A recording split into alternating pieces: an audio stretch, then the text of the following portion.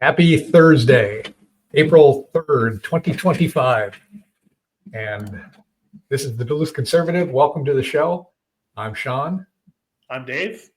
And we are going to get going on this one because we got a lot to cover. And we're going to try to do it as efficiently as possible.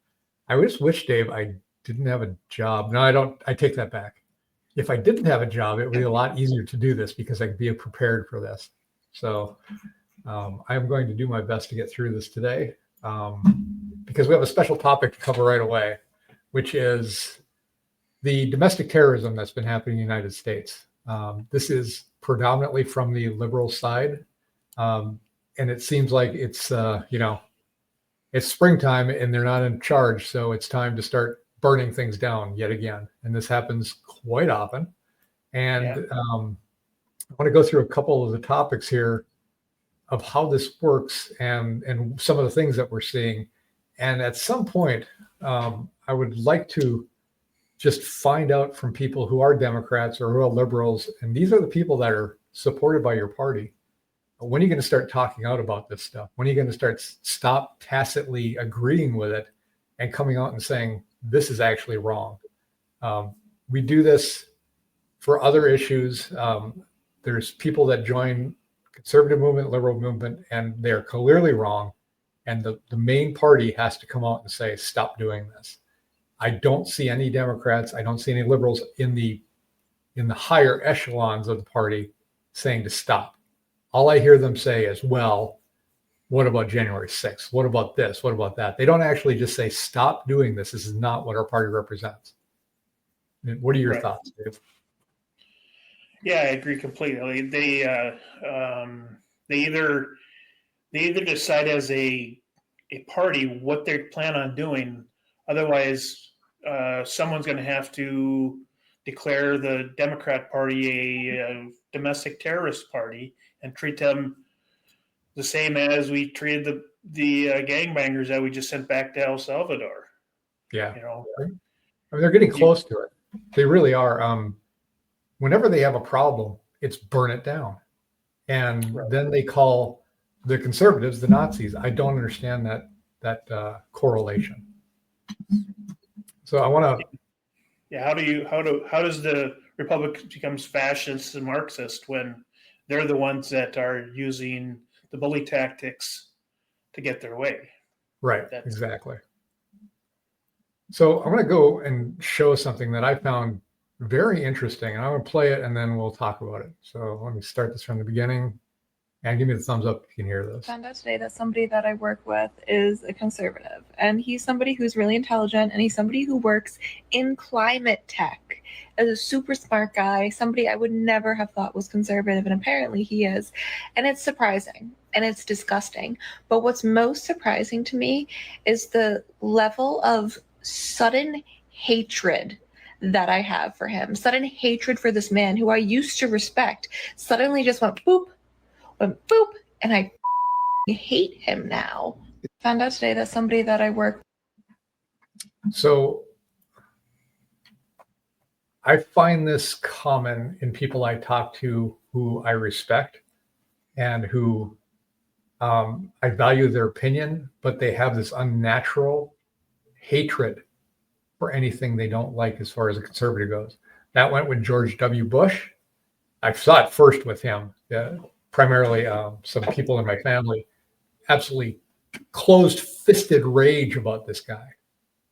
And then all of a sudden Donald Trump came on and it was the same closed-fisted, tight-fisted rage. And I said to this person, I said, you used to hate Donald Trump or George W. Bush the same way. Well, I hate Donald Trump more. And now Elon Musk has come and I hate Elon Musk. It's good that this girl has realized it, but she isn't there yet. She's taken the first step. She's realized that there's something wrong here. This intense hatred that came up just because she found out a guy is conservative. That should be an alarm bell for you to know you've been conditioned for that. That's Pavlovian dog kind of stuff. If you find out somebody's conservative and you used to respect them or you respect them and you talk to them and they're normal people, keep that in mind and start thinking about that when you're applying this hatred to them. Right. And Elon was a Democrat prior to this. Trump was a Democrat prior to this. Elon's trying to save everybody money, not waste money. He said it a million times. We're not going to cut Medicare. We're not going to cut Medicaid. We're not going to cut Social Security. But because Elon is all of a sudden, he went to the conservative side just to help out. Now all of a sudden he's the enemy. Yeah, and I'd love to hear a rational justification for the hatred that they have for Elon Musk now. Yeah, he's going into a department that was created by Barack Obama. That department was funded by Congress and Senate, or it was approved by them. In his existing department, he was appointed by the President of the United States to serve on this committee. And what their job is to cut out fraudulent and wasteful spending. Why are people against that? I don't understand it. They say it's illegal. It's not illegal. He's not doing it. He recommends the cuts, then the departments make the cuts. They say it's a bunch of 19-year-olds that are doing it. Well, no. If you go take a look at the news conference he had, most of his decision makers are older men. I don't know if there's women. All I saw was men, but they're middle-aged men, and then they're in the computer, usually in the scientific fields. Now he's got some 19, 20-year-olds doing some work too. They're bright, they're ambitious, and they're hungry. There's nothing wrong with that.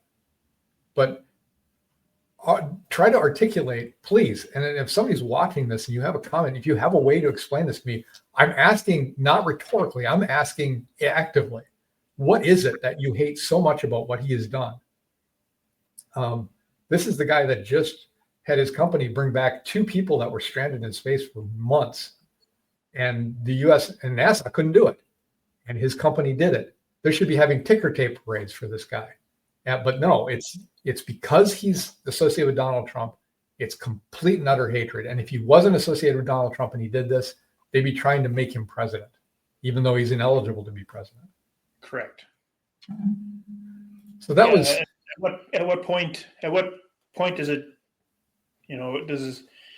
he's helping out, and and Trump is doing exactly what Bush, Clinton, all of them said they were going to do, and Trump is actually doing it. Right. Elon doesn't have any power. He is a consultant that recommends. So everything he just says, hey, we found this, and he brings it to the head of the department. He has no power. He has the same amount less power than Tina Smith or Klobuchar. right. Yeah, but the hatred is real. I mean, it's right on there. Oh, definitely. And what we've got is Democratic leadership stoking this. I'm going to show you another one.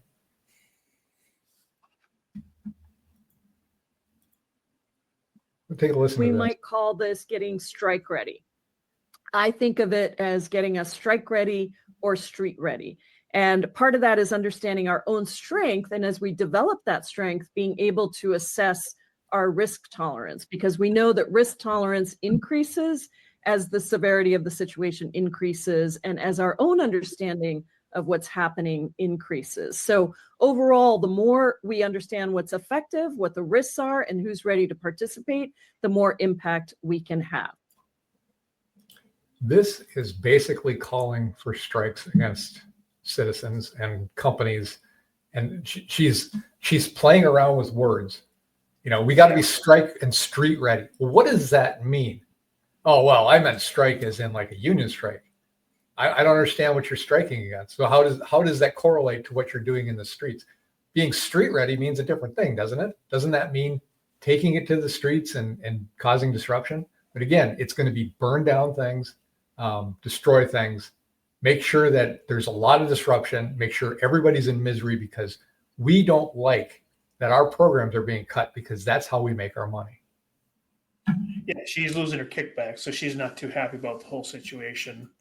There's a Minnesota representative that I should have brought up the House file number, but he introduced a bill to stop protesting at individual people's houses.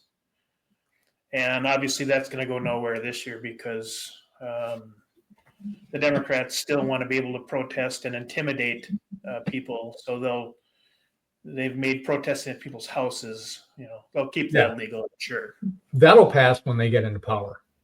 They're all about stopping people from talking when they're into power. That was the whole thing that they did on Twitter, on Facebook. Their misinformation stuff is, we don't like your information, so we're going to label it as misinformation. And they will again do that when they are in power, which is inevitable. You can't keep them out forever. And they still have that thing going on in Minnesota where they are currently writing down every poor thing that you say. They said they're not going to ever use it, but they're writing it down. Sure. To use against you in the future. Yeah, absolutely. Here's something else. Here's another thing that I don't hear enough people saying is wrong.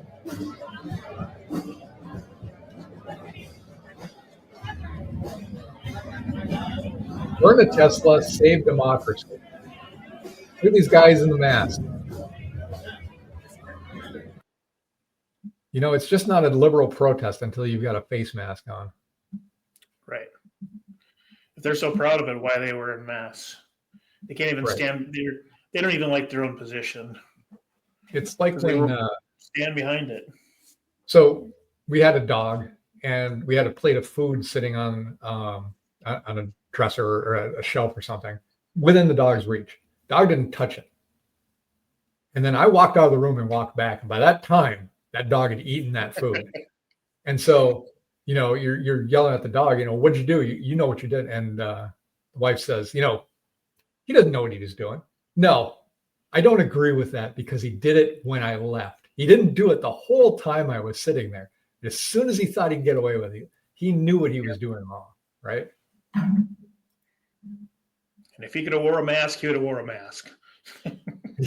Yeah, blame it on the cat. Let's take a look at this next one.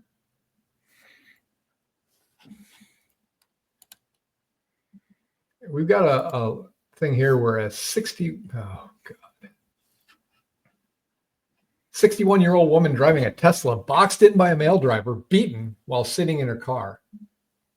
You okay with this? Is this where you're going, and you want to have this kind of stuff happening in the streets? You got a woman who's 61 years old getting beaten up by a guy because she has audacity to drive a Tesla? That's just ridiculous. Yeah, I mean, it said Flagstaff, Arizona. I don't know what the gun laws are in there, but if he could easily have been shot if once he threw the first punch. Oh yeah, for sure. And that's why we need to keep our gun laws. Well, yeah, I mean, this is a perfect example of making sure that people are being able to defend themselves and what the great equalizer really means, right? Right. Yep. The 61-year-old woman should have been able to defend herself. Who knows where that guy was going to stop? He didn't end up hurting her, but did she know that at the time? No. No, she needed to be able to defend herself. Right. Let's see. And then back to Minnesota's problem with there's the same situation. Some female keyed and vandalized some guy's Tesla down in Bloomington, and the owner of the Tesla decided not to press charges on him. The best quote I found from that, it was from the police chief, Booker Hodges, who he came into power a bunch of years ago, and I agree with everything he says, but he says we need our leaders to start leading and stop feeding this rhetoric. Right. I got that pulled up right now. He wants to follow the law. I mean, what's so difficult about that? Right. So if someone keys your car, you charge him with it, regardless of it's on videotape. This lady should have been thrown in jail. Yeah, she had to pay $3,200 in damages, but still. Right, but still doesn't get charged after Right. inflicting thousands of dollars of damage. You and I do this, we go to jail. Rightfully so. Right. It's when the police chief is basically fighting against the rest of the government, you've got a serious problem. Right. And we're back to Tim Walz stoking the fire. Oh yeah, for sure. Yeah, Tim Walz he's doing it just like every other one of these so-called leaders does.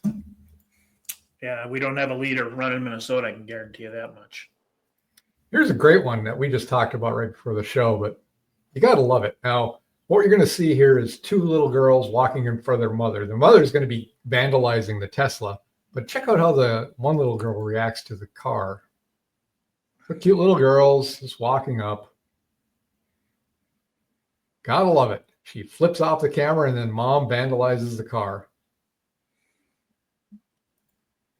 That's just stellar parenting. Good job there. I mean, Right. She's just breeding more of these people that whatever I do is okay.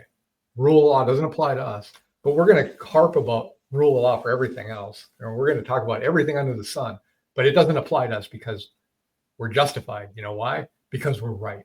And that is the most scary position to be in. Well, the bigger problem is the girl is obviously smarter than the mom, because the little girl flipped off the camera, so the girl knew the camera was there, and the mom didn't. You key right where you're being watched. Guess what's Yeah. going to happen? Well, I hope they get her. Yeah. I don't know if they did or not. We got another one here. Let's see if I can get it here. Deranged Florida woman charged with felony after vandalizing Tesla, causing nearly $3,000 in damage at mall parking lot. So yeah, just keying another car. It's a woman? I don't know how she identifies. Yamaris Moretto. Well, that's a pretty obvious thing. I don't know. I can't tell you. Well, what it is a deranged person that's damaging other people's property because they're angry about something they probably couldn't articulate. Right. So, okay. So I've got a list of some recent vandalisms against Teslas. Colorado, person was arrested after a Molotov cocktail was thrown at a Tesla dealership. Colorado Springs, Colorado, police responded to 2 reports of Tesla vehicles being vandalized. Enterprise, Nevada, multiple Teslas were set on fire at a dealership. 36-year-old Las Vegas resident was arrested and charged. Salem, Oregon, Tesla vehicle was set on fire at a dealership. Tigard, Oregon, a dealership was damaged by gunfire in March. Hamilton, Ontario, 80 Teslas were damaged with deep scratches and punctured tires at a dealership. Las Vegas, Nevada, 5 vehicles were damaged, 2 fully engulfed in flames. Sweden, Tesla dealerships and cars were vandalized with orange paint by activists. Rome, Italy, overnight fire at Tesla dealership destroyed 17 cars. Berlin, Germany, 7 Teslas burnt. Berlin, Germany, environmentalists sprayed blue paint on them. Australia, Tesla dealership vandalized with graffiti. New Zealand, 52-year-old man was arrested with multiple vandalized Teslas. This is a disease. Start taking care of this. Otherwise, you're going to be facing the wrong end of the gun, unfortunately. And somebody's not going to take nicely to their property being vandalized, and you're going to get hurt. I heard Elon say that he's getting 17 to 18,000 email death threats per day. Per day. How many? 17,000 to 18,000 per day. Death threats. For what? For cutting spending? Yeah. How did he? Just because he was cutting spending, that's all of a sudden the most horrible thing in the world to do, and call him a Nazi and try to destroy his businesses? Right. Exactly. That doesn't make any sense. Yeah, and it's same people are getting paid Elon has reported this. People are getting paid to show up at these Democratic rallies, and here's a great thing that's going to happen in Duluth. Well, I say great. Here's another protest that's happening. So they just continue to organize these protests. This all started, I swear to God, with George W. Bush. That's when I first noticed it happening all the time. There used to be a honeymoon period for any president that got elected. When George W. Bush got elected, because there was conspiracy theorist election deniers on the Democrat side, he was never accepted as a full president for many months. But let me just get this out. Here's what's going to happen in this Northland today, or this weekend. They're organizing ahead of a nationwide protest against Trump. And I actually saw the emails that were sent out by organization affiliated with the Attorney General that they're telling them what to write as far as handmade signs, because they don't want to look organized anymore. They want to look grassroots. But here are the signs that you should make. And so you've got these women in cloquet that are doing this. There's a bunch of stuff happening on Saturday. And Ellison is coming to Duluth. He's going to be speaking at Denfeld on Saturday with Duluth News Tribune endorsed representatives Kozlowski and Johnson side by side with him. They say it's a nonpartisan event. I'm going to it. We're going to see if it's nonpartisan or not. I'll be very interested to see what that's all about. But the person that sent me the invitation or sent me the information also sent me a link to join the current rally that's happening on Saturday too. So I don't know exactly how this nonpartisan event is happening, but it's certainly not as nonpartisan as I would like it to be. And this is supposed to be Ellison talking about the things he's doing for, Minnesota. I would like to know from this guy, what's his going in position with dealing with the new administration, the federal government? Was it adversarial, or was it trying to figure out how can I help him, and then figuring out maybe he doesn't agree with some of the stuff? It seems like this has been 100% adversarial since November, since he got elected. And right. Keith Ellison has got an axe to grind with any Republican or conservative, it seems, and doesn't care what their position is at all. You can come up and say the sky is blue, and he'll argue with you. Exactly. So this is an interesting. Elected when he. Sorry, say that again. How did he even get elected with that much hate in him? I don't know. That much bias. So if you look at this article a little bit, they think this group has gone from 60 to 350 members. They sat around tables and they talked about who they were and why they were here and what they were upset about, said co-organizer Joan Peterson. And people really wanted that. They wanted to talk to other like-minded people who felt the same way they did. Of course they did. They love the hive mind. They hate having people that dissent against them. And they've been loving this because that's what the mainstream media has been. That's what the Minnesota entirety of the government has been. If you live in Duluth, it's been your representatives, your city council, your mayor. If you go up to this level, higher levels, you've got a lot of county commissioners.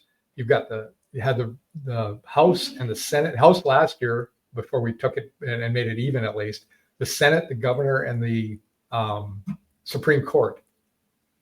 So they love it in Minnesota, but they still can't accept the fact that a Republican won the White House. And now they're organizing because this is what they do. They got to be griping about something, and they've got to get out there. Hands off my data. So they're upset about a government-appointed official, which is Elon Musk and his crew, having access to data. Who else had access to that data? Where did that data come from? Why does the government have it? Why do you think that Elon Musk you think he's curating this data, or you think that's data that's already there? Are you concerned at all about the other people that have seen it over the years? No. They're being told what to be upset about, which is, hey, we need to be upset because Elon Musk might see my data. Didn't this guy do PayPal? He had more information on you than you ever knew in your life. Right. Yeah. So he created PayPal, and you voluntarily gave him all this information. So right. He already has this information. Right. And several rallies will take place locally. Duluth City Hall at 10, Cloquet, Two Harbors, Grand Marais Pier. this is what they do. This is what they have. That's their whole life. It looks like a bunch of old ladies that are doing this too, because if you look down the pictures here, it's just a bunch of senior citizen white ladies that are doing these things, hands off the courts. Can she explain that? I don't think so. Maybe she can. It's like an arts and crafts show for the senior citizens group. Yeah, it's an arts and crafts business, basically. Right. Yeah. We just got to get through this. We talked about this a bunch of years ago, or a bunch of episodes ago, about when they were protesting the war for George Bush. Yep. And the day that he lost, or he quit, and Obama took over, all the protests stopped. Yep. They weren't concerned about him being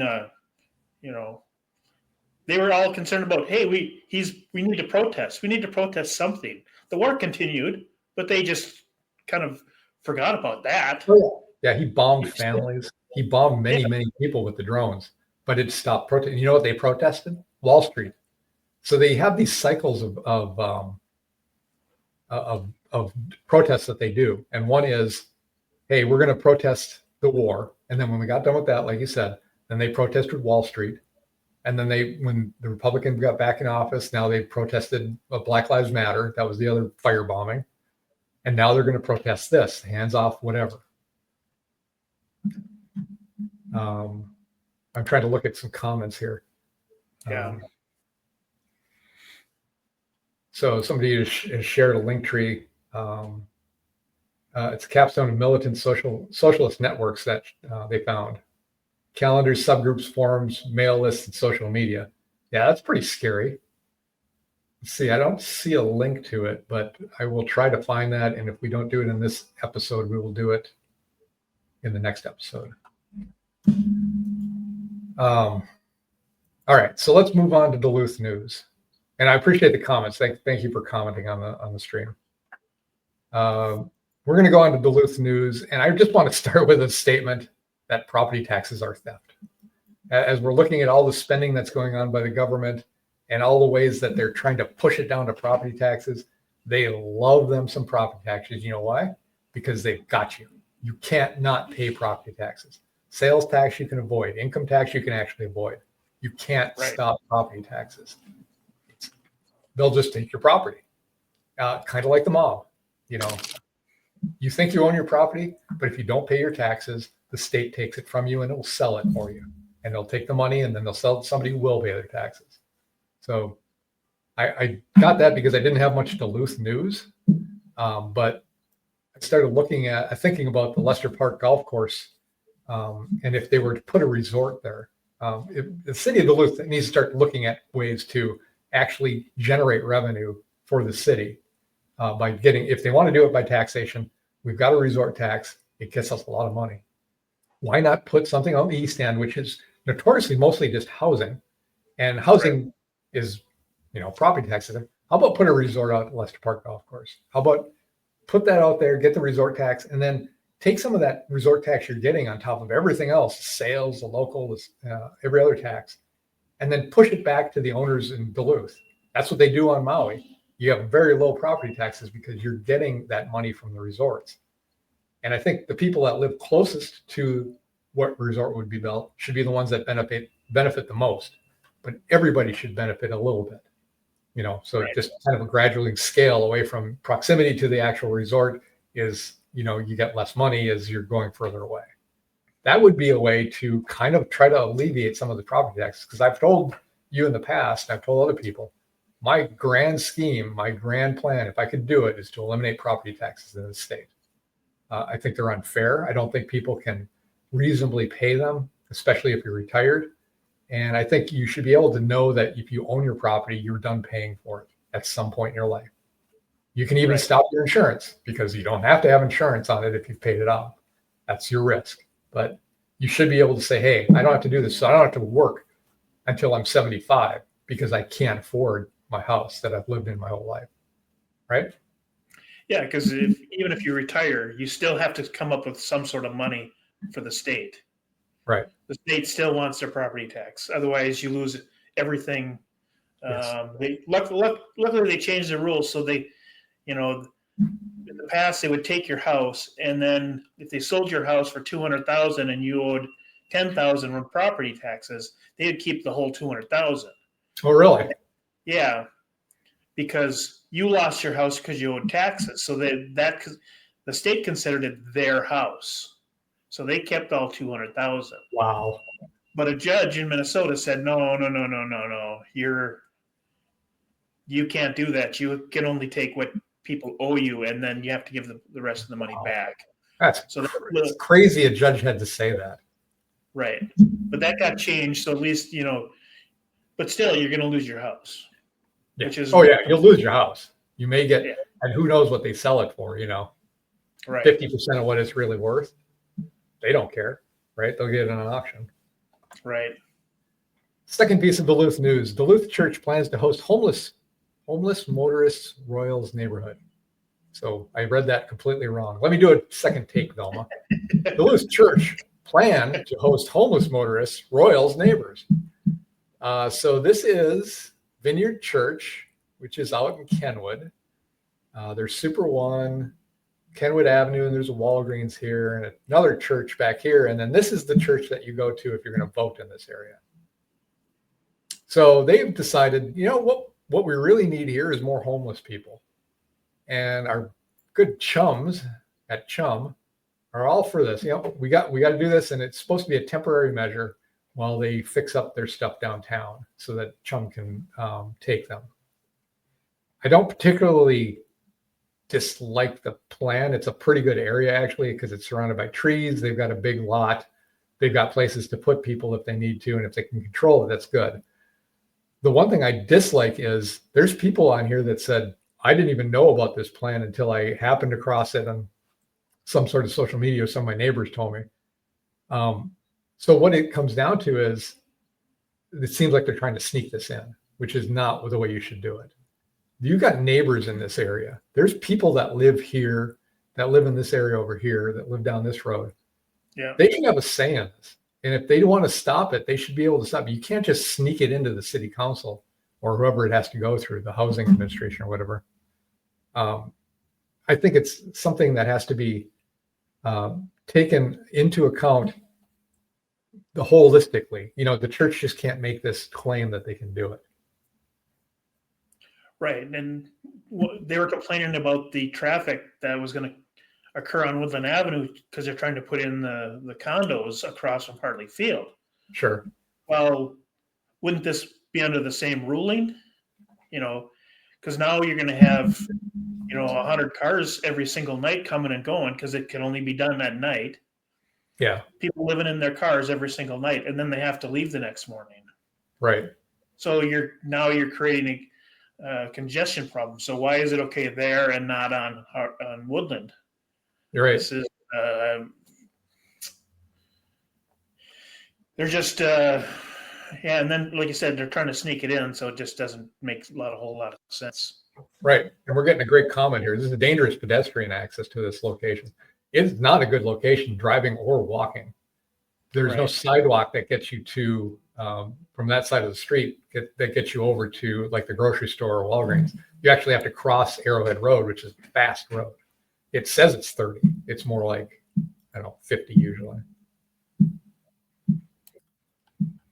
So that's something like I said, I don't necessarily disagree with the concept because it's an okay location for something like that if it's temporary, but you've got to get the neighbors involved with it.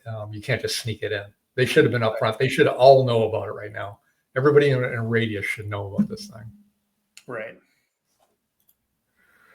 All right, let's go on to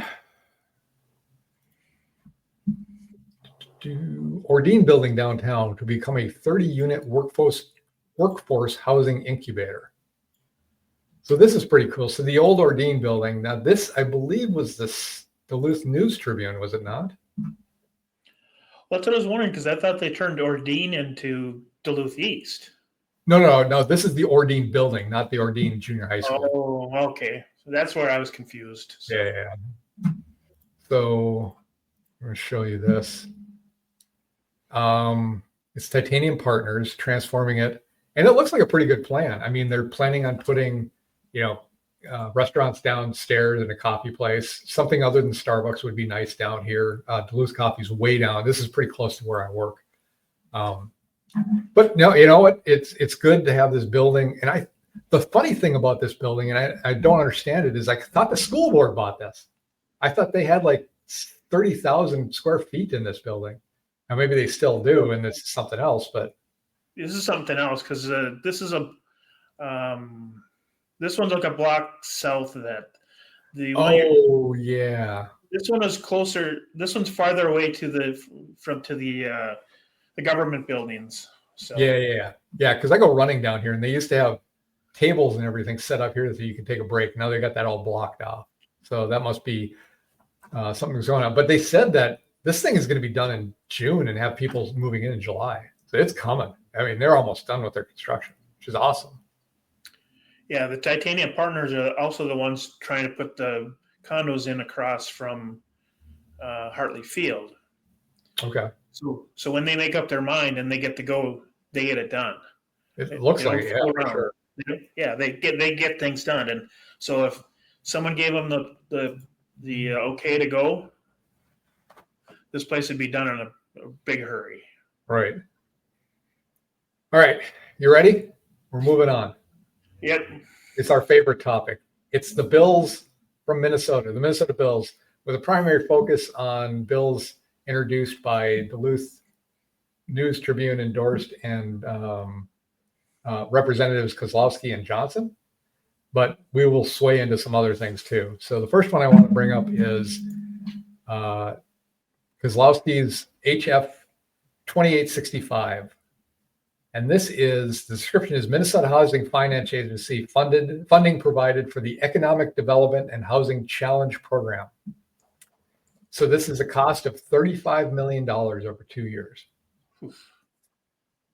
This is money redistribution. Plus there's a racist component of it because in a section it says $1.2 million each year, starting with fiscal year 2026, will be set aside for housing projects for American Indians. Why? Why do we have to separate it out based on race? You know why? Because this is a Kozlowski bill. And that's the earmark of the Kozlowski bill. Is it's going to be something to do with her, and she will make sure that they are taken care of.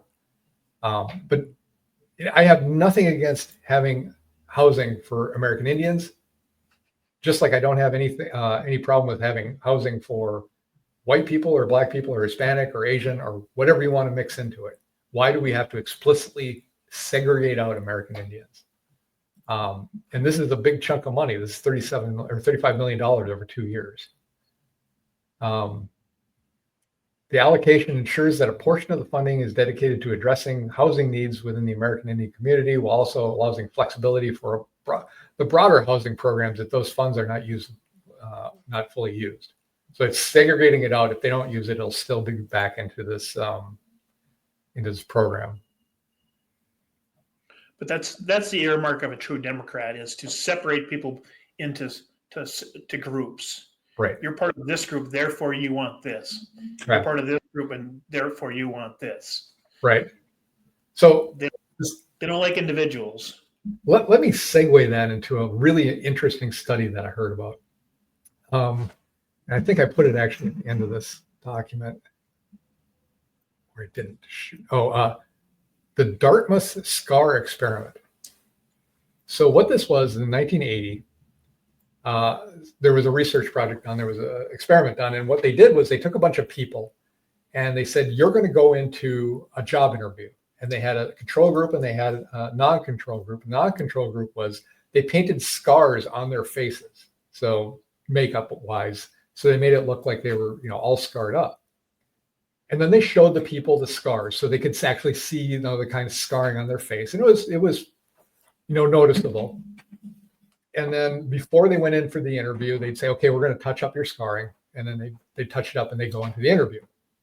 And the people that had the scarring on their faces, came back and said, absolutely, I could tell that they were concentrating on the scars. And in fact, some of them were actually making comments about my scarring. And, and I could tell it was subtle, but and I really think I was discriminated against because of the scarring. And the funniest part was none of them had scarring on their faces when they went in for the interview, because when they were touching it up, they actually removed the scars completely. So they were going in with their face just like it was. But if you look for something, if you're told this is what you're going to be judged against, you will have that in your mind, and this is a great example. This Dartmouth experiment is just a great example of how the people use attributes of other people to make sure that they're always looking for it. If you're told you're going to be discriminated against because of this thing, like you're wearing glasses today, Dave. Oh, well, people won't hire somebody who wears glasses. You're going to get it into your head. Right. But glasses is an easy thing to fix. Your skin color is not, your age is not, the number of limbs you have is not something you can change. So I thought it was really interesting and ties into what you were talking about, which is the Democrats. And I don't see the Republicans doing that too much, but they try to separate you out based on race. It always has to be a definer. There have to, rich versus poor, black versus white, Asian versus white. It's always something to get their people riled up so that they only focus on an emotion. Right. And Elon is a unelected billionaire. Right. Can't say millionaires anymore or multimillionaires, because all of our senators and politicians are multimillionaires. So yeah. Now they go against billionaires. Yeah. It was millionaires for many years, and then they became, multimillionaires. So. Right. HF 2276, $1.8 million. And we talked about this last week, but it was, I think we talked about it last week. Minnesota homeless study funding provided. Money transferred, report required. This is Alicia Kozlowski, $1.8 million to study homelessness. I don't understand it. I don't understand why we have to spend this kind of money. Any ideas why $1.8 million would be a reasonable amount for this? Yeah, I have no idea what they would actually be studying. I mean, I'd like to be the chief author of that study, because it would, I'd make $1.8 million in about half hour. Right. Well, why do we need? We have departments that handle this, right? They have employees. They could do this. We don't need a study done independently for $1.8 million. I'd really question who's doing it and how they're associated with the representative. Well, that was one thing that Elon found was they spent $1 billion on a survey that they could have paid a private company $10,000 for. Mm-hmm. So he just saved all this money. So we should hate him for that. Right. And that's basically the same thing. You drop 1.8 million into your friend's hands to create a study that you already know what the answer is. Right. But you got to spend that money. But yeah, you need to spend money. And apparently it is a nonprofit, Amherst H. Wilder Foundation. We need to have this person on the show because they're smarter than me.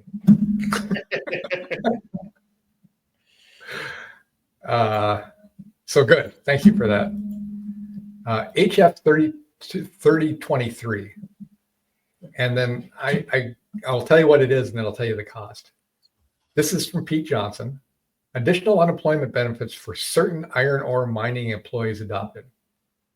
So this comes down to giving 6 months of unemployment to people that worked in the mine that were laid off. And the way you calculate the cost of it is you take the number of eligible workers times the average weekly benefits times 26 weeks. That's going to come out to a large chunk of change. Yeah. So I totally understand we need to, these miners got a bad thing. I know that one of the mining companies just laid them all off. How are they different from other employees in the state? Why is this special? Is this, and this is Pete Johnson, so he's not getting anything out of this from votes from West Duluth, and he's the only one on this bill as far as I remember. But why are they special? When somebody else gets fired and they get their reasonable amount of, well, they get their unemployment, why don't they get 26 weeks? And I'm not advocating to give everybody 26 weeks, my God, but I'm just saying, what makes these people, their misery, an extra special misery where they need to be taken care of especially? And they're all union people. Therefore, supposedly, I've never been in a union, but the union is supposed to be paying their unemployment, which is at a higher rate than they would get from the normal unemployment. I don't know that. Taking care of it. So do they get the union benefits plus the state unemployment benefits? I don't know. My understanding was they still get the state benefits. It's just when there's a strike or something, that's when the union kicks in to start paying them. But unemployment benefits are all on the state, which as a small business owner, I don't get to have, because even though I pay into my unemployment insurance because I'm an employee of a company, I will never be able to take them. It's just it's the best. Let's see, HF 2927. The description: Great Lakes Aquarium capital improvements, funding provided, bond issued, and money appropriated. Pete Johnson, $1.059 million. And this is to pre-design, design, construct, and renovate improvements and betterments of a capital nature of the Great Lakes Aquarium. This appropriation includes money for major projects to preserve or replace mechanical, electrical, and water treatment systems, upgrades to utility systems, life-saving improvements, and exterior improvements to the facility's building envelope, parking and grounds. You know why they need this? Because if you take a look at their nonprofit and organizational system, they lose money almost every year. And their whole point is to foster understanding or greater appreciation for Great Lakes fish and life. Why are we funding this as a state? This is a money pit. If it can't sustain itself, it should go. And the tickets for that I thought were a little bit expensive too. And they should be able to create enough revenue to pay for this stuff.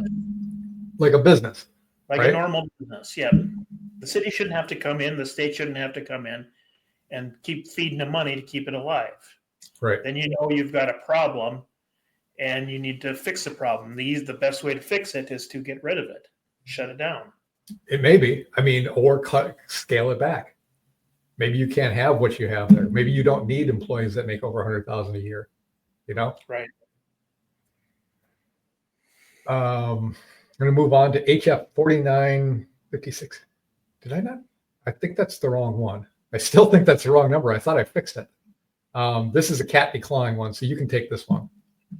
Well, it didn't take, but it's HF 1857, and it's for declined cats. They're going to introduce a bill to stop the habit of cutting or decline your cats. It's also made it to the Senate bill, so there's two exact copies, both on the Senate and the House in Minnesota, which is a good thing.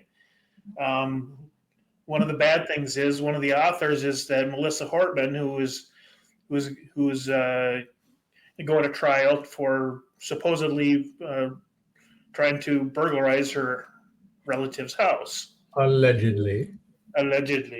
And so that's a problem. But the main thing of this bill was that it's not going to cost the state any money, but because it's only being authored by Democrats, are the Republicans going to be childish enough to not someone going to cross over to approve something like this for the sole fact that the Democrats in the last 2 years and this year haven't done a single thing, haven't even listened for a millisecond about what the Republicans wanted. Yeah. So do we have a house full of people that are, or a government full of children that Well, you didn't help me, so I'm not going to help you. Is that a rhetorical question, or are you actually Yeah. seriously asking me that? Yeah, so you've got, it's not. This is a bill that's not going to cost any money. It's stopping some of the cruelty to animals. But why is it? It's not. I can guarantee it's not going to pass just because we have, the Democrats have become children this year. So, Well, you're saying the Republicans are not going to do it either, so they're all children, is what you're saying. No, everyone is going to stand their ground. Everyone's going to be pig-headed, and fall in line for their party. Instead of helping the thing, it's going to be we're going to. So put a tag in that. I'm going to talk about that whole issue in a little bit when we talk about the federal Senate.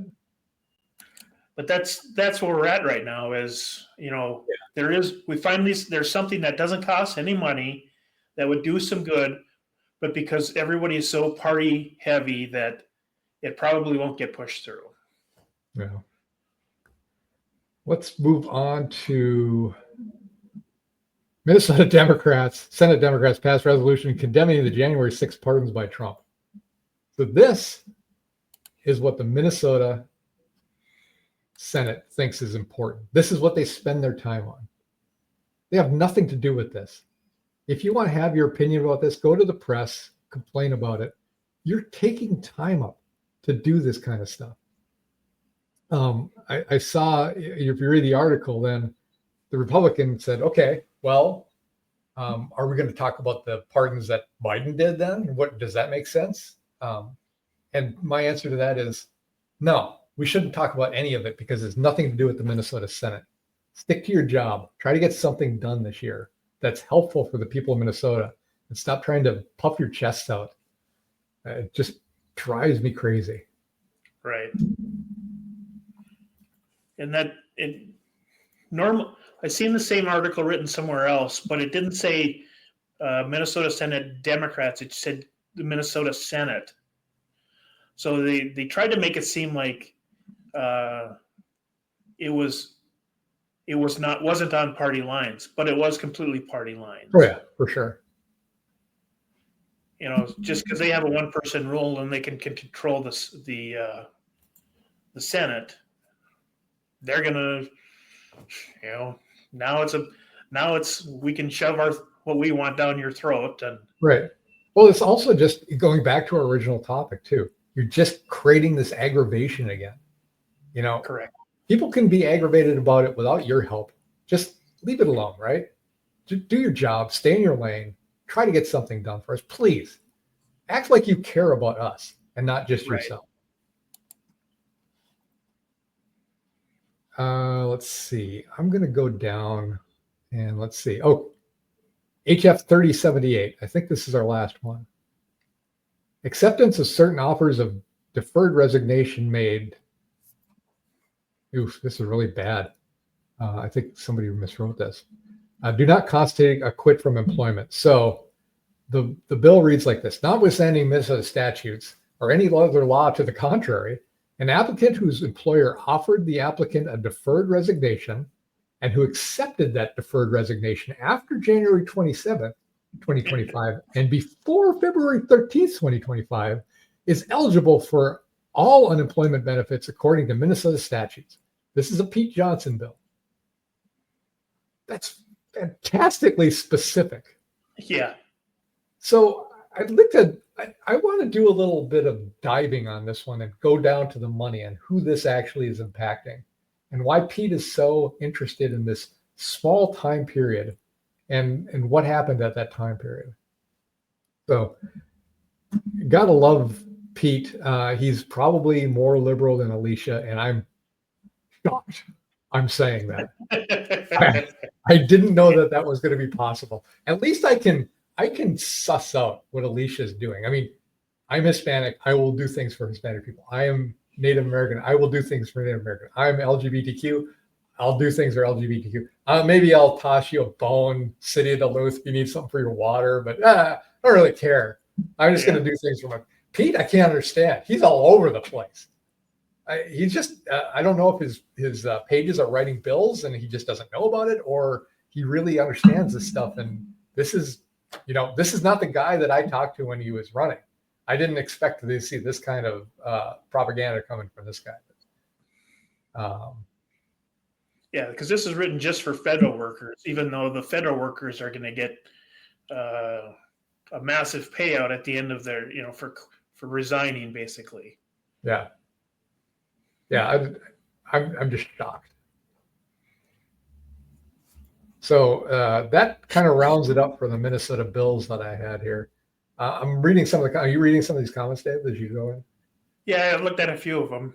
Okay, I don't understand a couple of them, so we're going to come back to it. But we're going to have this person on the show. I think this person wants to talk, and I'm pretty happy about having him on the show. So let's talk about they're doing that next week.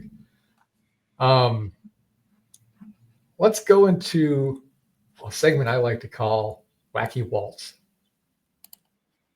or Waltz Mania. This is kind of old, but I I had it for last week and I just plain forgot to put it on, and I wanted to talk about this. So let me see. So do you remember when Waltz was talking about how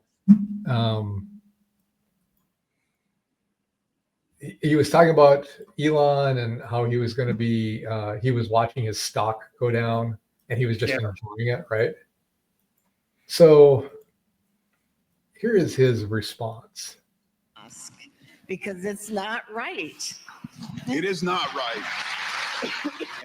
This guy bugs me in a way that is probably unhealthy. And, but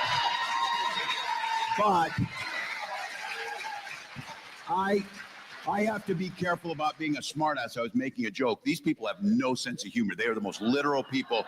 But my point was they're all mad, and I, said something I didn't, probably shouldn't have about company.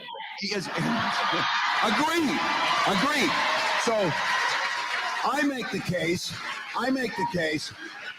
They're all butthurt about the Tesla thing, but they don't care the disrespect they have shown to employees at the Minneapolis VA who care for our veterans, and they fire them. They don't care. So I'm going to stop it there, but this is classic. This is a classic bullying move. Yeah. As soon as you get called out on what you're saying, well, you have no sense of humor. And then he turns it, right? He turns it over. Well, you don't have respect for the, I don't care about your cars burning down on, for no reason, or people destroying, dealerships and causing all this pollution. What about our vets? He'll cherry pick something that he can go off of that the people in the audience will just cheer about. Right. And that even leads back to the Bloomington police chief, Booker Hodges. We need our leaders to be leaders. Yes. And quit this rhetoric. Right. And that's what all he's doing is stoking the fire. Is he our, can we arrest him for domestic terrorism? Yeah. Well, he's inciting violence. He's basically inciting violence. Basically what they went after Trump for January 6th. We got a comment here I thought was kind of funny. Not very inclusive, as the comment being butthurt. Yeah. Remember, this guy was potentially a heartbeat away from the presidency. He's unstable. I seriously believe he's unstable. He obviously has a temper. He realizes he has a temper. He says he just says stuff without thinking. And he's going around to, I don't think this was in Iowa or something. It wasn't in Minnesota. He's unstable, and he's the governor of this state, and it really concerns me. I would love to get this guy voted out of office. I would love to see that happen. Yeah. And then here's one that's even more concerning to me, because that one was kind of stupid. But we're looking at this one from Waltz, and I'll just prop this up.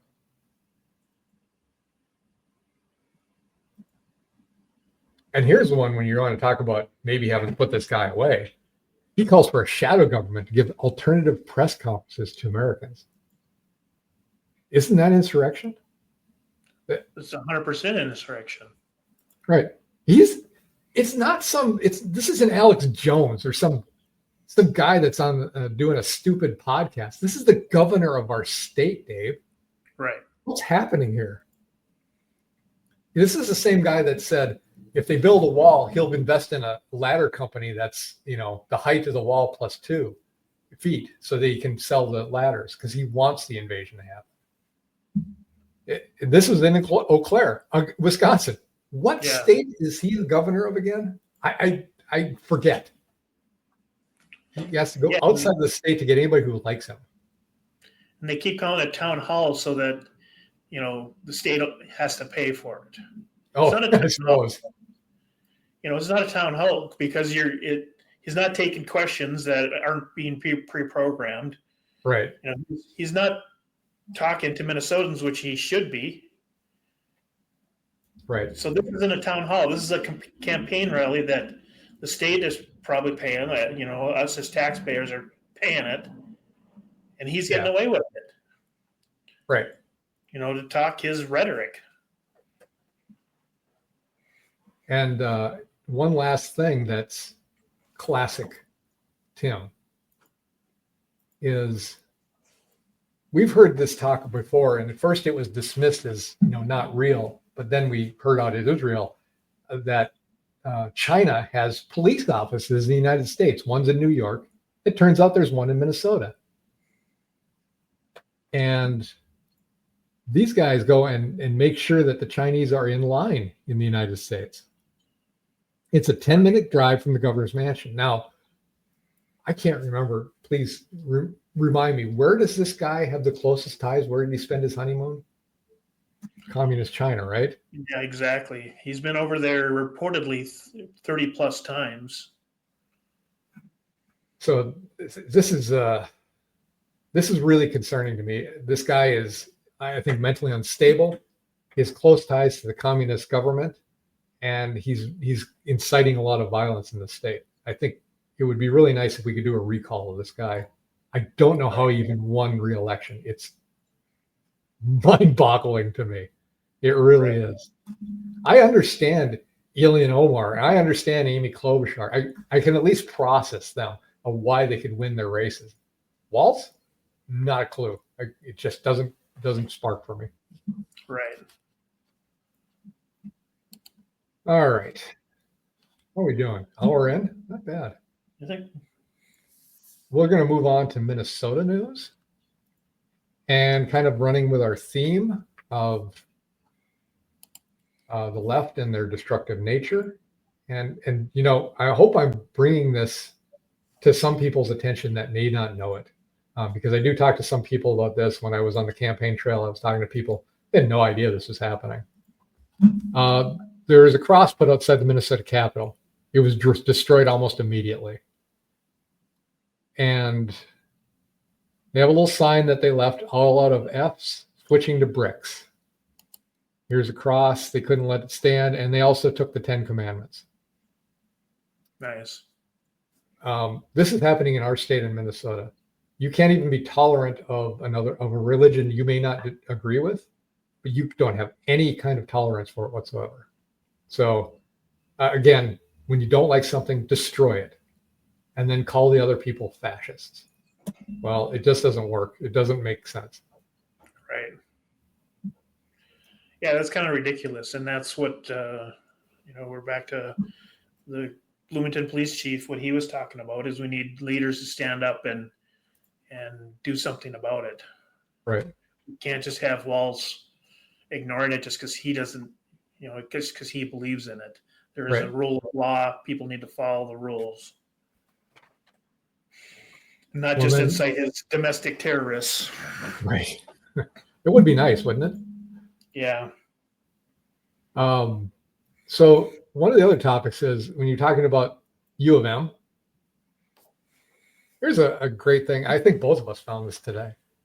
2,100 U of M employees earn more than the governor of this state.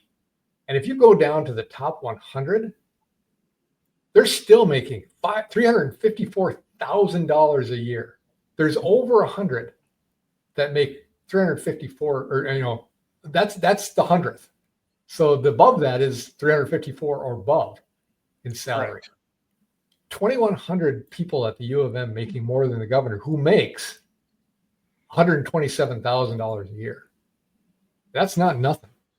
And that's kind of indicative of where the money is spent on the U. A lot of stuff that doesn't need to be spent, a lot of funding should be cut back from that. And the things that if the Minnesota people are going to be funding anything, core curriculum. After that, at the university, there could be some very specific majors done that are helpful to the benefit of the people. And then after that, it has to be privately funded by the people that go there. Well, you can't pay that kind of money and then call it a nonprofit. Yeah, that's true. If they can afford to pay that kind of money, then they need to, then they don't need this government money. They can go to a profit. They can get rid of the 501c. They become a for-profit company, and then they can pay whatever they want. Right. But if they're taking state money, it should be state rules, and the state rules say that that's way too much money to be making. Yeah, and we even talked about this, I think, a couple of days ago, and we put the benchmark for the governor's salary as being, if you're a nonprofit, you shouldn't be making more than the governor of the state makes. Correct. At least, for the last I heard, 56,000 was the state median income. So anything over 56,000, the governor's making double that. Right. Well over double that. So, you could say one and a half of that. So say 75,000 for a nonprofit. Yeah. And here you found this one. Minnesota Food Bank CEO, $721,000 salary. That seems like it could feed a lot of people. Right. I got to show this comment. This is pretty funny. I guarantee if you go down the rat hole of nonprofit funding, you'll have blood pressure problems. I had to stop looking last month when Dodge was IDing them with Data Republican. Yeah. Not just nonprofits, NGOs. And you know what? Correct. If your NGO goes out of business because the government stops funding you, you are not an NGO. You are a GO, right? Correct. So this is crazy. $721,000 for how do you live with yourself with that, right? Yeah, how do you justify yourself on a nonprofit to make that kind of money? Right. Exactly. Your job as a nonprofit is not to make a profit for as a company, but still, there's got to be some correlation to the salaries being paid out to those people too. Right. Otherwise, lose your nonprofit status. Right. Okay. We're going to continue on with Minnesota, but we're going to talk about the light rail or the train theoretically coming to Duluth from Minneapolis. And I have some good news that something I ran on when I was running. Ooh, wait. There it is. Yeah. State Republicans want to nix funds for the train between Duluth and Twin Cities. Why do they want to do that? Well, because a few things. Number one, the funding from the federal government is not a sure thing anymore, for sure. Number two, notoriously, these things take a lot more money than they say they're going to, and they take a lot more time. And then the third one is they don't make money. They don't even break even. They're a sinkhole, kind of like the Minnesota Aquarium here. Yep. So it's good to see. The supporters say the Northern Lights Express could be transformative, and I believe that's true. They're going to dump as many people from Minneapolis as they can up here and just repopulate this area. We will not be able to accept that many people. They'll put as many lowlifes as they can on those trains and ship them up as fast as they can. Right. And I've said that consistently for a couple of years, and I'll stand by that. When I lived in Minneapolis, the lowlifes from Detroit and Chicago used to come to Minneapolis to prey on the people in Minnesota. Now they're kind of ingrained in staying up there. Now they're looking for new places to go. And in northern Minnesota is sure easy going. So I wish them well. I hope they can do that. And luckily, we have in part of the Duluth news at the last city council meeting for Duluth, they approved $18,648 to go towards their payment to support that Minnesota. Yeah. So even though more of our tax money going for that, specifically from us. Even though they, pretty sure that it won't happen, they're just going to keep spending. They'll just raise taxes if it's not enough. Oh yeah, and speaking of which, let's just look in on California. How you doing?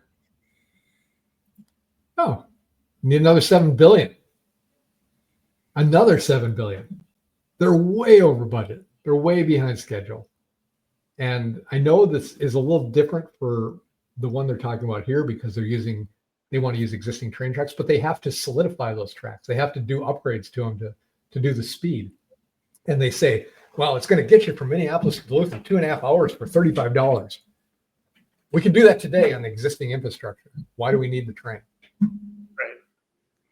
And if we stop getting the demand, we can shutter those buses. They don't have to make the run. The train has to go back and forth because it's the only thing that's there. Yeah, I can drive my car for less gas, and then when I get down there, I have a car to use. I don't have to spend more money to rent a car. It better not be a Tesla. It might be on fire by the time you get it. Exactly. Yeah. Washington State Railroad keyword boondoggle RTA. We'll have to take a look at that. I mean, I've talked about the one that's in Hawaii. We've talked about the one that's in California. They're never what they say they are. And so here's a side item.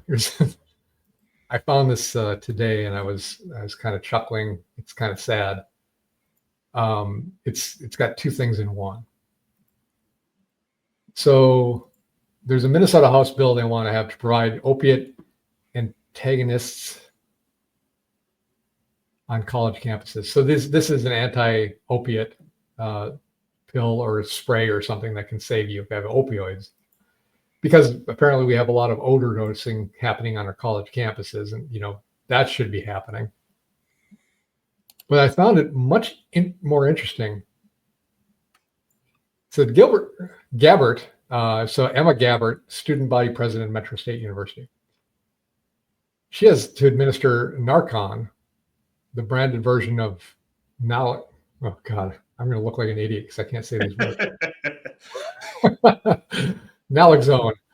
2 years ago on the light rail, a man was suffering from an overdose and a fellow passenger had Narcan with them.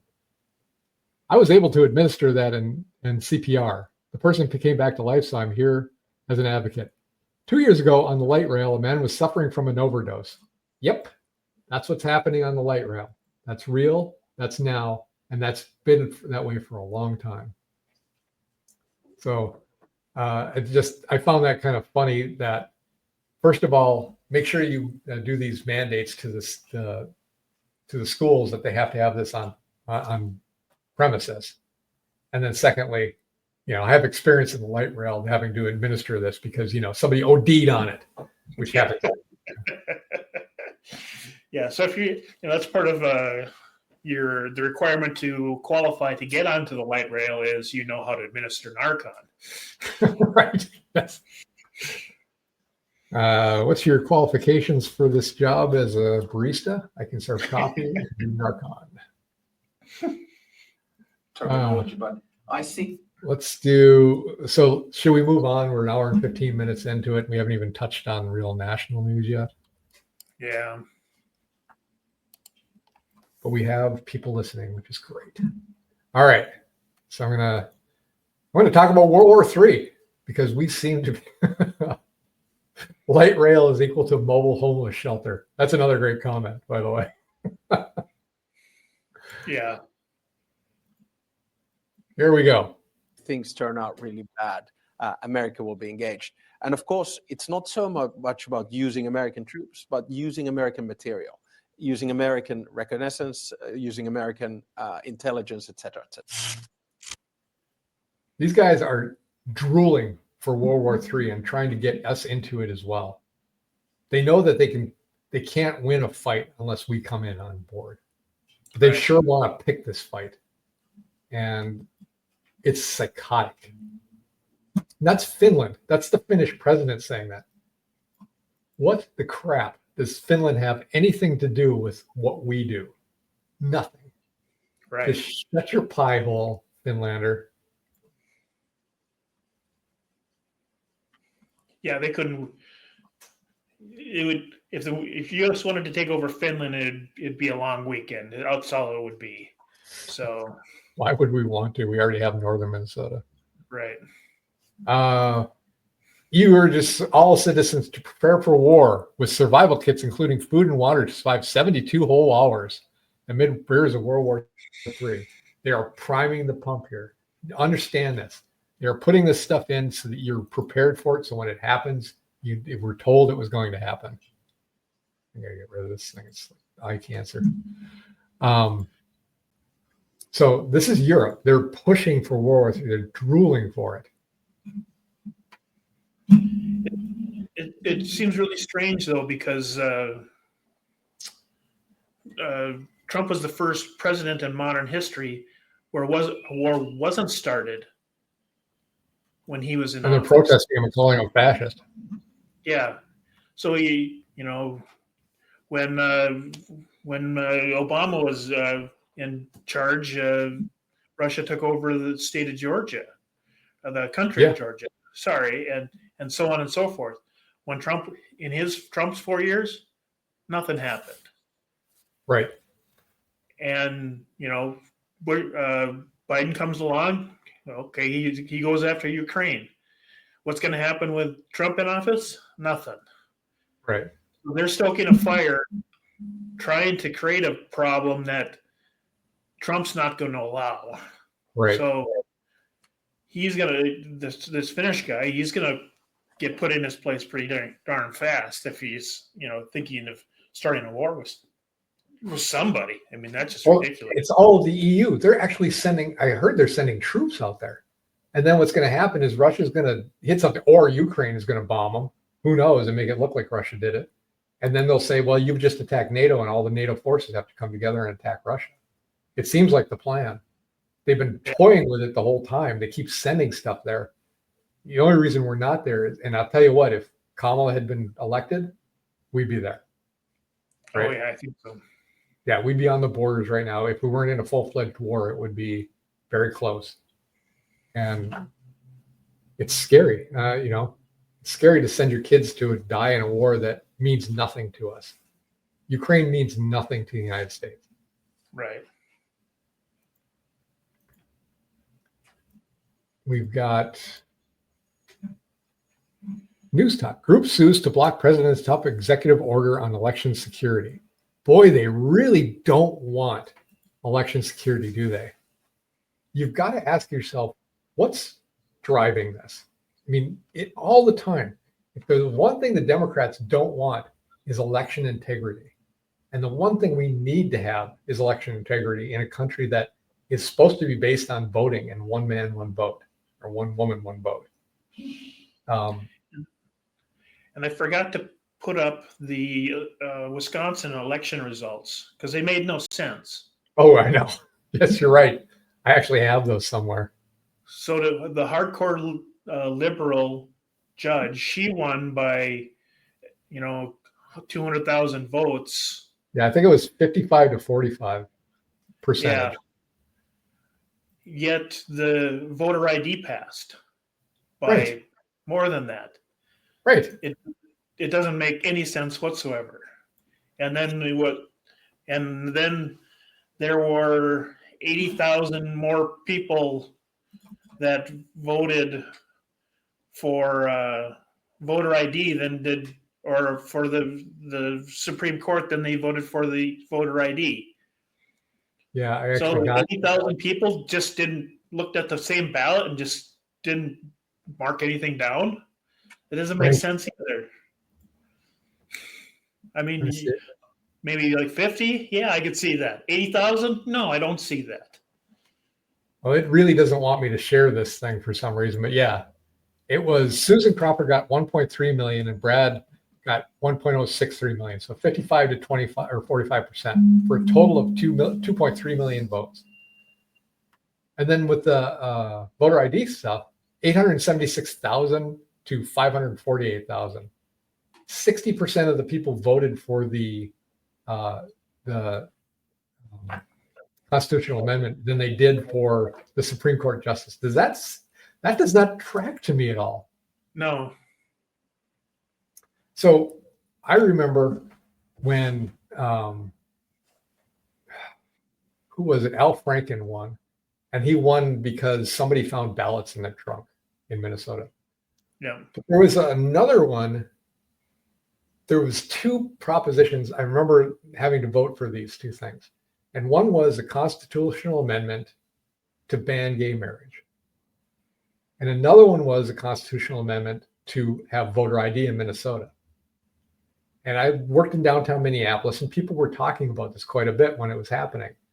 And almost invariably, you'd have a split of people that said, yes, the gay marriage ban should go in, but more people I knew or I talked to said it should not be in place. But then when you talk to the same people, most all of them were like, yeah, we should have a constitutional amendment to have voter ID. Almost all of them. Yep. So I don't have a great sampling group, but these are people I talked to, or the feeling I had in Minneapolis too. And if you didn't vote for something, it was a no or something like that, or you had to actively vote.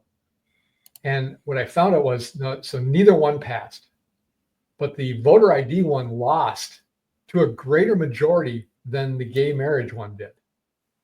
Like more people actively voted no against voter ID than they voted no against an amendment to the gay marriage proposal. And there was a lot of people I knew that were like, why are you trying to put this into the Constitution for the gay marriage thing? I was even like, I don't care. Why are you trying to do this? It doesn't seem like something to put in the Constitution. Correct. But isn't that kind of funny that more people actively said no to a constitutional amendment to have voter ID? It just didn't make any sense to me. And it kind of, I'm surprised it actually went through in Wisconsin, to be honest with you. Yeah, but by a huge amount too. Right. So good for them. I'm glad they're getting it, and I wish that for us sometimes. But the Democrats just don't like fair elections, I guess. Well, they like it when they can control it, and otherwise, fascism, January 6th. I don't know. It's always so confusing to me sometimes about how we use 9/11. That we use that for a long time to push a lot of bad legislation through. Yeah, we need to keep a chart of this, so we know where when it circles itself back to. So we know where somehow works it. We're at this number. It's going to work itself back to this. See how long it takes. Well, I have some creepy good news. Good news in that I really like the story. Bad news is I hate the topic. 2 million people. User international pedophile ring, child porn ring busted by Europol. 2 million. 2 million. It's absolutely disgusting, these people. I don't think there's any way to fix these people either. The good news is it's been busted. I hope there's severe penalties, and I hope these people are taken off the streets and never can do this again. Unfortunately, they've already damaged a lot of kids with this thing, and that can never be fixed. So hats off to you. And I'll say this too. The people that have to work on this kind of stuff, God bless them, because that has got to be the worst freaking place to go and do your job, is to look at this kind of stuff and have to deal with it every day. So it's disgusting, but I'm glad these people are actually doing it and getting it done. Right, just like that loser down in Bloomington or down in Minnesota, the representative. They caught him You caught him. It's great that they have some people do it. You know, they have do it. Someone working on it. It's great they caught him. We know it's never going to happen again. Right. His We got a great wife comment worked here. wars. MCGA, make chippers great again. Yeah, just a long line of into the wood chipper, baby. Yeah, I mean, and if that 2 million was they were talking about, if that's international, it wouldn't be that big of a deal to start Auschwitz back up again. Oh God. Well, we're gonna edit that thing out. I think we're just coming to my office for that one. Let's see. We're gonna do another one here. I'm gonna talk about Trump signed an executive order to restore improperly removed statues and public monuments. Now, I haven't heard of a backlash against this, but I'm sure there is, right? Oh, right, definitely. But yeah, he came forward and said, you know what? It's time to restore some of this stuff and get rid of this divisive race-centered ideology. And I couldn't agree more with him. When you're telling people they'll never be part of your country because of the race, they'll never feel like they're part of the country. We've got to foster this togetherness. We've got to come together and say, you know, I don't care what your life has been like. You are an American. You're born here. You're an American. You should be proud of the history. If you're not proud of what it was, what we're doing about it, there's lots of stuff that has happened in the past that has been bad. You go through history, there's never been a good time of utopia, unless you want to go back to the Garden of Eden. Right. It's been levels of horrible, and right now it's pretty darn good. You got a pretty good lifestyle we have here, especially in the United States. You should be proud of it. You should be happy about it. You should be fostering it. We should be trying to work together to make it even better. Think of where we'd be if we could just make it better, right? We didn't have to worry about internet security, like I said, like what it was at the beginning of the internet. We made vast improvements right away. And until people started figuring out how to get around it, and we had to take account of that, it put everything to a dead standstill. It's going to be the same for this. People need to be proud of this country, understand its past. You don't have to be happy about the past, but you should understand it and see what's being done about it. That's the only way you fix things. Right. Yeah, you can't really erase history, but you can understand it. And you can't make me feel guilty about things that happened in the past that I had nothing to do with, by the way. Right.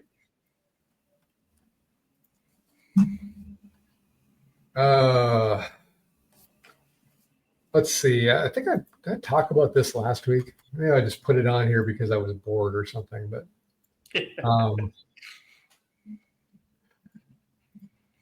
we talk about the billionaires who are exclusively contributing to the Democratic Party. Now, this is for people that are complaining about Elon Musk.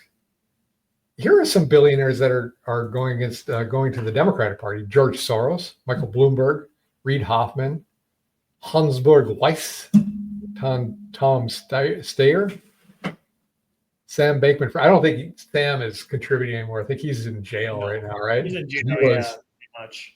You know, Mark Cuban, that guy. I got things to say about Mark Cuban, but I will not say them because Mama told me not to say anything bad if you had nothing nice to say. And then here you got Republicans: Elon Musk, Zuckerberg, who is a complete turncoat. I don't know if they are, you know. Do you ever watch Terminator? They're like the first Terminators are easy. They had plastic skin, they're rubber skin. It was easy to spot. Now they look human. That's Zuckerberg in the last few years. He looked like a whole robot. Now he's looking human. I think he's just turned around because he saw he could possibly be facing some problems. And Bezos, same thing. Yeah. I don't trust him. And this very well could be, but I'm not sure. But they could be on the Epstein flight logs. I think they are. I would really like to see that. I'd really like to see that list come out of, you know, this woman got put into jail for trafficking minors to men, prostituting minors to men. Where are the men that were being served these minors? And they should be in that same Interpol thing. They should be arrested. Right. I don't care who's on the list. And And being on a flight log doesn't necessarily mean you're guilty. Being on it one time, it's possible you could have gone out there and seen what was going on and been like, oh, I had no idea. If you're on it multiple times, pretty sure that's implying you're guilty. But I'm not saying it's, innocent until proven guilty, but at the same time, let's take a look at it. I think we are big enough to understand and take a look at it and see what's going on. Right. It doesn't have to be protected. Let's see. Am I done with the national news, Dave? Ooh, no, I'm not. This is world. Kind of world news now. It's more of a world news, which we don't normally get into, but the Democrats are so intent on making us Trump look like a fascist, and that it's good to show that he's far from. Yeah, and this is the game plan. This was the game plan for Donald Trump, and they thought they were going to be able to do this. This is why they so heavily talked about January 6th of 2000 being an insurrection. And they were trying to tie Trump to it, because if they could tie Trump to an insurrection, then they could say, well, you're not qualified, or you can't run for public office anymore. And that was the whole plan. And that's what they're doing to these other people. They're banning these people. They've made up some charges against them, especially this French opposition leader. She is like looking at like she would win.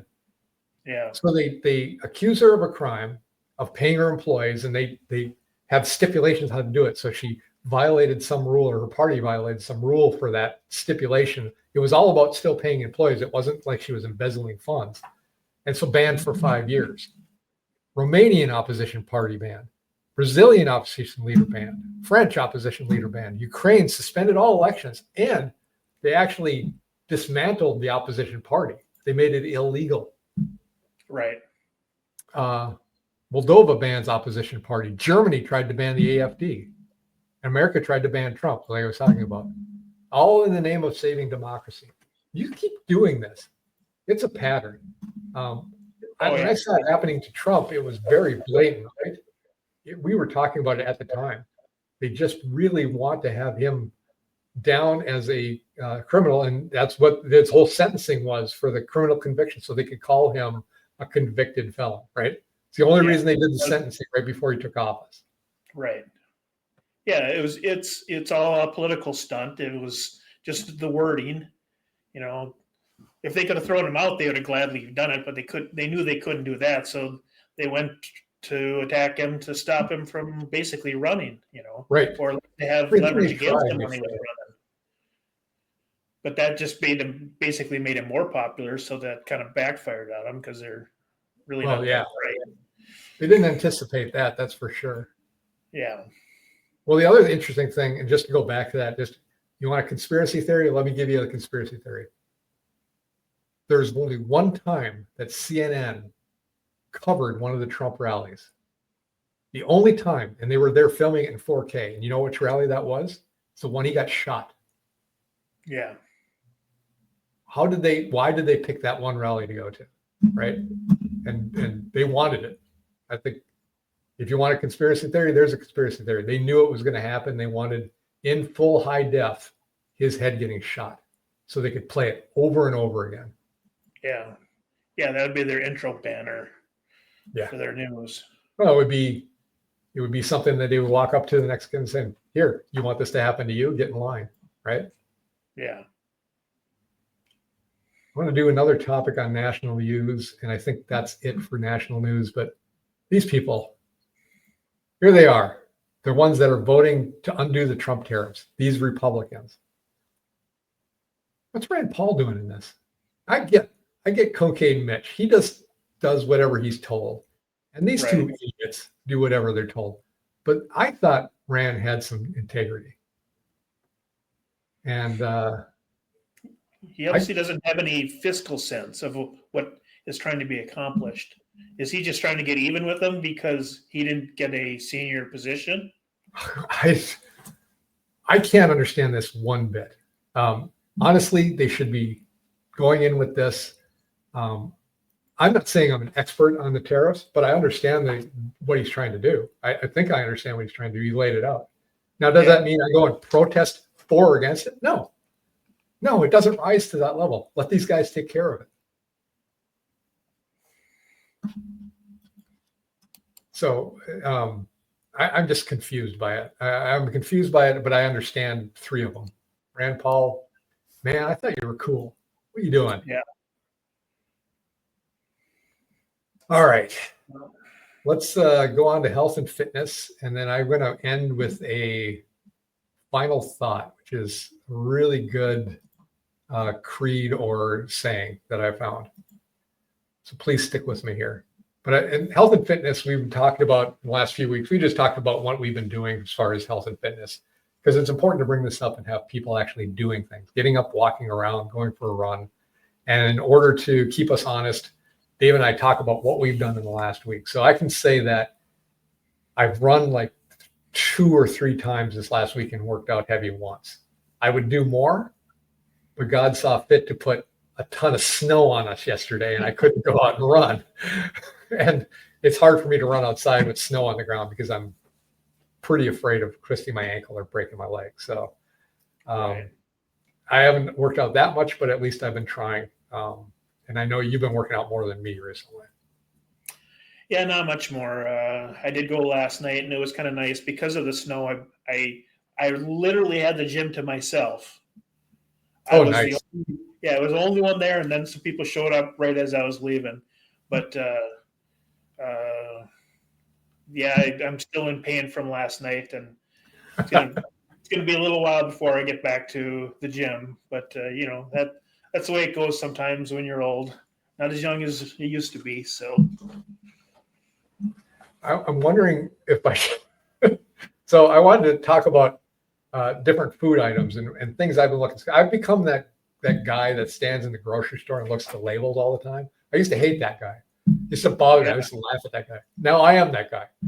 I'm that guy too. I'm looking to see, does it have high fructose corn syrup? I don't want that. I'm trying to avoid some of the soy products, and you can't find a salad dressing except for Newman's Own that doesn't have soy in it. I swear to God.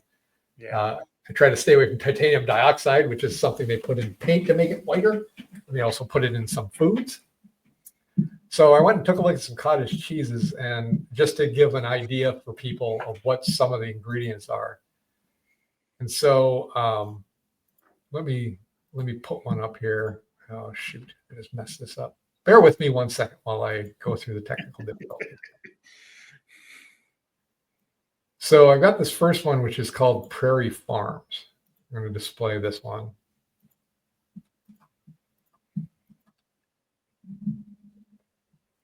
And I've got the URLs, and I'll post these like I usually do.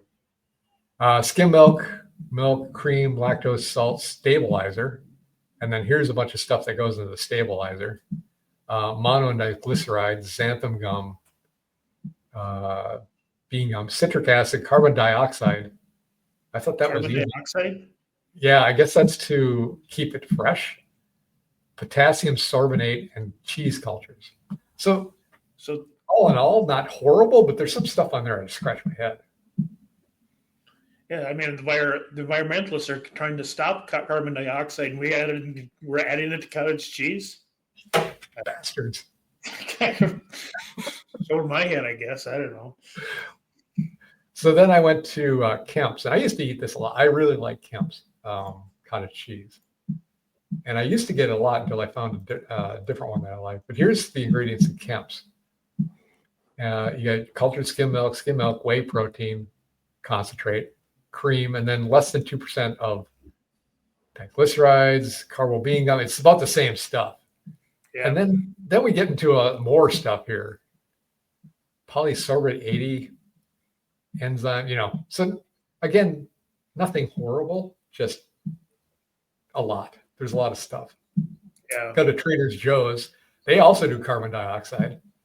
They're pretty good. I mean, pretty limited amount of ingredients, right? Pretty straightforward, yeah.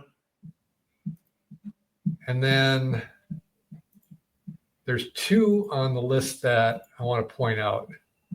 And please don't think that I am getting anything for this from these guys. I am not shilling for them. I'm doing this trying to help people just make better choices.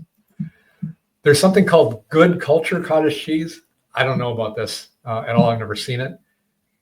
Full ingredient list is organic skim milk, organic whole milk, organic cream, sea salt, live and active cultures. So the cultures is, I think, their little thing. They're good culture. Cottage cheese means they have good cultures for your gut, you know. Yeah. And Daisy cottage cheese. This is the one I get all the time. Once I found this, I couldn't go away. Their ingredients: cultured skim milk, cream, and salt. You can't do better than that. Either they're hiding their ingredients or this is what I want to eat. Right? Yeah, but look at the expiration dates on them.